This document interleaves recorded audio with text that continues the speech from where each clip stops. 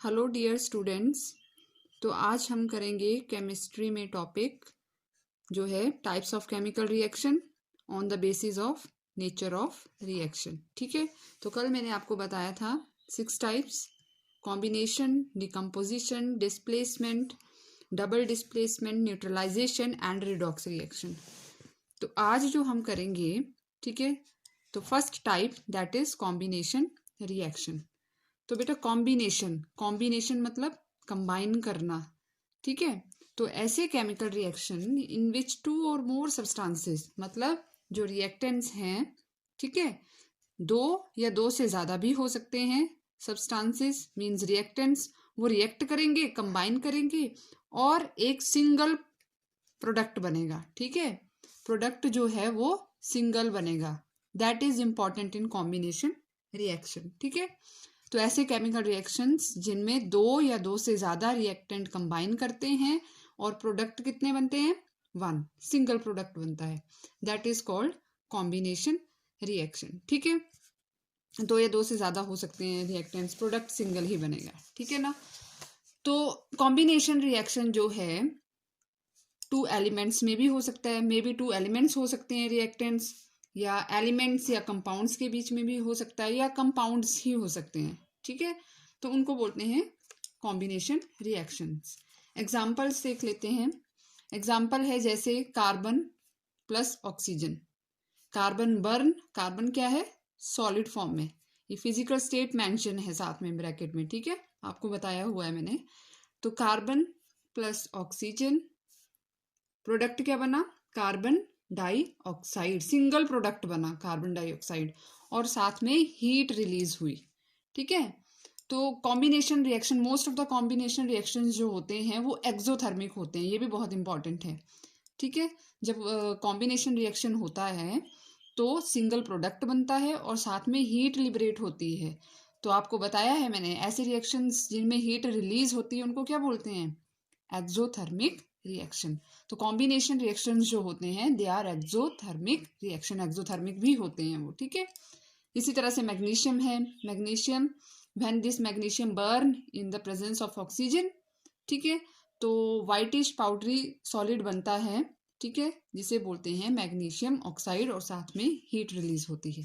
ठीक है ना, इसमें एक कॉमन एग्जांपल कैल्शियम ऑक्साइड का देख लेते हैं। क्या बताया था मैंने आपको, कैल्शियम ऑक्साइड का फॉर्मूला CaO, क्विक लाइम, जो वाइट वॉश करते हैं ना वॉल्स पे, ठीक है, चूना जिसे बोलते हैं, उसमें जब पानी ऐड करते हैं, जब क्विक लाइम पानी के साथ जो है रिएक्ट करता है तो स्लेक्ड लाइम बनता है। क्या बनता है, स्लेक्ड लाइम, जो चूना पानी है। ठीक है, कैल्शियम हाइड्रो ऑक्साइड, और जिस ड्रम में या जिस बकेट में ये रिएक्शन होता है वो बाहर से बहुत गर्म हो जाती है। क्यों, because these are also exothermic reaction, बहुत सारी हीट भी लिबरेट होती है। ठीक है ना, तो कैल्शियम ऑक्साइड जब पानी के साथ रिएक्ट करता है तो एक सिंगल प्रोडक्ट बना जिसका नाम है slaked lime, chemical name is calcium hydroxide, और हीट लिबरेट हुई। ठीक है, तो एक्सोथर्मिक रिएक्शन भी होते हैं ये कॉम्बिनेशन रिएक्शन।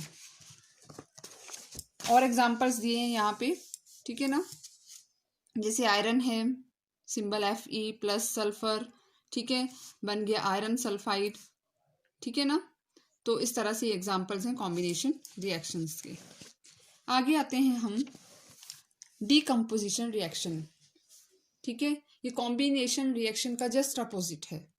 डीकम्पोजिशन क्या होता है, तोड़ना, ब्रेक डाउन होना। ठीक है, तो कॉम्बिनेशन में कंबाइन हुए और यहाँ पे जो रिएक्टेंट होगा वो ब्रेक करेगा। ठीक है, सिंगल कंपाउंड या सिंगल जो रिएक्टेंट है, ठीक है, वो ब्रेक करेगा। So those chemical reactions in which a single compound breaks into smaller और सिंपलर सब्सटेंसेस और यूनिट्स। ठीक है, ये सिंगल कंपाउंड है, AB लिखा हुआ है। ठीक है, ये जो है ब्रेक हुआ और A प्लस B ये प्रोडक्ट बन गए। ठीक है, सिंपलर सब्सटेंसेस में ये चेंज हो गया। ठीक है, अब यहाँ देखिए एरो के ऊपर हीट लिखा है, इसका मतलब है इन रिएक्शंस में हीट की ज़रूरत होती है, छोड़ते नहीं है ये, हीट चाहिए। तो ऐसे रिएक्शंस को क्या बोलते हैं, एंडोथर्मिक रिएक्शन। तो डिकम्पोजिशन रिएक्शंस जो होते हैं दे आर एंडोथर्मिक रिएक्शंस। ठीक है, अब डीकम्पोजिशन रिएक्शन जो हैं वो 3 तरह के होते हैं, मतलब जो डीकम्पोजिशन है, ब्रेकडाउन होता है ऑफ द रिएक्टेंट, ठीक है, of the chemical this compound, वो 3 तरह से हो सकता है। पहला है थर्मल डीकम्पोजिशन, ठीक है, थर्मल मैंने बताया था आपको, थर्मल मीन्स हीट, ठीक है, डीकम्पोजिशन होता है इन the presence of heat, that is thermal decomposition. दूसरा है इलेक्ट्रोलिटिक डीकम्पोजिशन रिएक्शन, या जिसको इलेक्ट्रोलिसिस बोलते हैं, ठीक है ना। इलेक्ट्रोलिसिस या इलेक्ट्रोलिटिक का मतलब इन the presence of electric current जो है डीकम्पोजिशन होता है, ठीक है। आगे है फोटो डीकम्पोजिशन रिएक्शन और फोटोलिसिस। फोटो मीन्स लाइट, ऐसे रिएक्शंस जिनमें डीकम्पोजिशन होता है इन द प्रेजेंस ऑफ लाइट, ठीक है। तो थर्मल डीकम्पोजिशन बताया मैंने, by carried those reactions in which decomposition is carried out by heating, जहाँ पे हीट चाहिए डिकम्पोजिशन के लिए, ठीक है। एग्जाम्पल है कैल्शियम कार्बोनेट, कैल्शियम कार्बोनेट को क्या बोलते हैं, लाइम स्टोन, ठीक है। दिस लाइम स्टोन डिकम्पोजेस, ठीक है, डिकम्पोज होता है इन द प्रेजेंस ऑफ हीट, किसमें चेंज होता है, ये बन गए रिएक्टेंट सिंपलर सब्सटेंसेस में calcium oxide plus carbon dioxide, ठीक है। तो हीट की प्रेजेंस में हुआ तो ये थर्मल डिकम्पोजिशन रिएक्शन है, ठीक है बेटा। आगे चलिए, यहाँ एक्टिविटीज में भी कुछ एग्जांपल्स दिए हुए हैं, ठीक है, आप देख सकते हैं यहाँ पे, ठीक। आगे देखिए, this one is electrolytic decomposition reaction.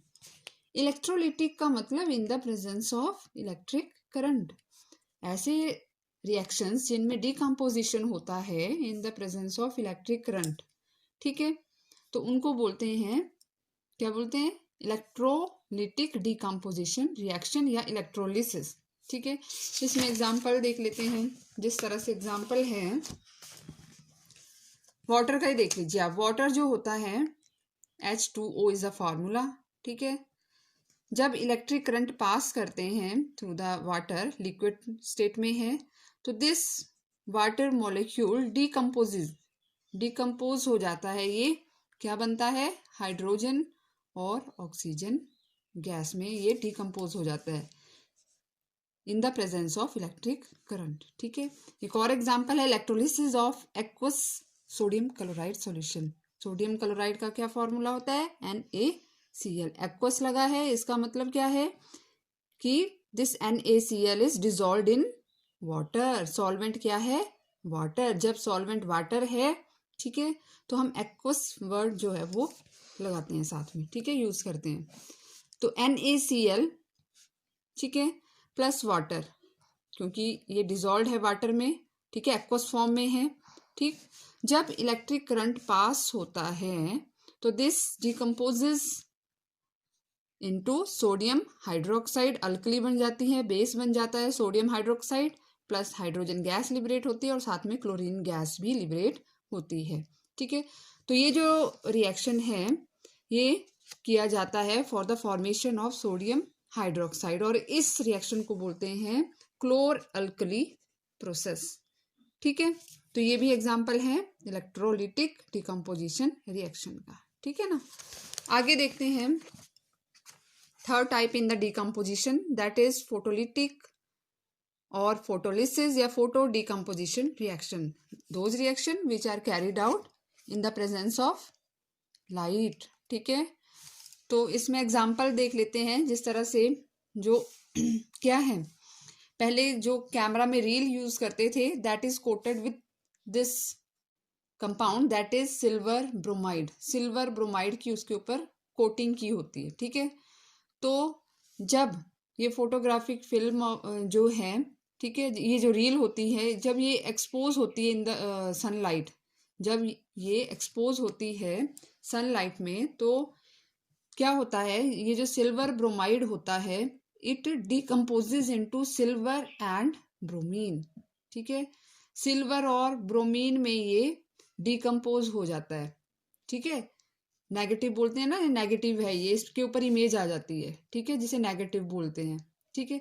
फिर इस नेगेटिव को डिप किया जाता है सॉल्यूशन में जिसका नाम है सोडियम थायोसल्फेट, और एक परमानेंट इमेज उसके ऊपर आ जाती है, ठीक है।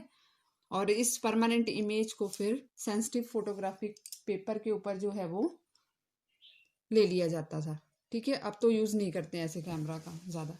ठीक है, तो यहाँ मैंने किसका डिकम्पोजिशन हुआ, सिल्वर ब्रोमाइड का इन the presence of sunlight decompose हुआ, और क्या हुआ, टूट के क्या बन गया, ये सिल्वर और ब्रोमीन में चेंज हो गया। ठीक है, इसी तरह ये रिएक्शन एक और, सिल्वर क्लोराइड जो है वाइट कलर का होता है solid substance, in the presence of light ये डिकम्पोज होता है और सिल्वर और क्लोरीन बनता है। ठीक है, वाइट कलर का होता है ये पहले, जब ये डिकम्पोज हो जाता है तो सिल्वर कौन से कलर का, ग्रेश वाइट सा कलर हो जाता है इसका। ठीक है, इन द प्रेजेंस ऑफ सनलाइट। तो ये ऑब्जर्वेशन होती है। कई बार इस तरह से क्वेश्चंस आ जाते हैं कि इस रिएक्शन में क्या ऑब्जर्वेशन किया आपने। ठीक है, तो ऑब्जर्वेशन का मतलब क्या है कि क्या चेंज हुआ, पहले क्या था और बाद में रिएक्शन होने के बाद क्या चेंज हुआ, क्या ऑब्जर्व किया।